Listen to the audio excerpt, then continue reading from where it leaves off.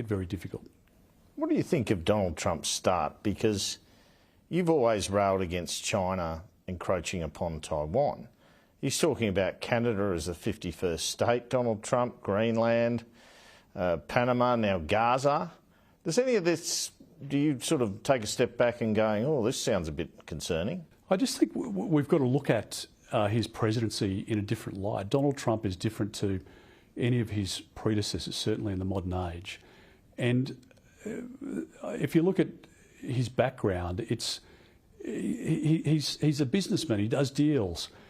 He brings parties together. He swaps contracts. That's been his background, and it's not a background probably that's been shared by too many of his predecessors. And so I don't think you're taking everything he says literally. The statement, the executive order, said that there would be no exemptions in relation to the tariff, and then an hour later in the press conference, the President's talking about, well, maybe there is room to move.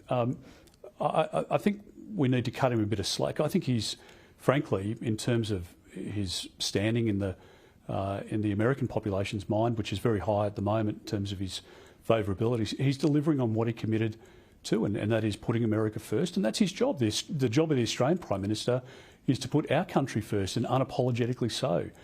He's doing that, and he's getting rewarded in the polls and in the public's mind. It's a different dynamic. He's not a Reagan, he's not a Clinton, he's not an Obama, he's not a Bush. He's a very different character, and if the government approaches it as they would have with his predecessors, with Biden, for example, I think they will get the relationship wrong very quickly. Is there any policies that he's implemented you'd like to see implemented here?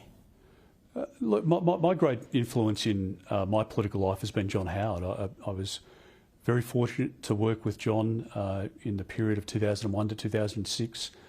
2007, I've worked very closely with him since then, and that's the model that I look like. I don't emulate the decision that's been made on tariffs. I believe in a free market, and I don't think it's in America's long-term interest for tariffs. But obviously, that's a decision for the administration. But from our perspective as a trading nation, we've got to get produce out the door, and we produce more than we can consume. And our building industry, our agricultural industry, our mining industry, it all thrives and survives on that export market and those international relationships. What about his contention there are only two genders? Are you with that?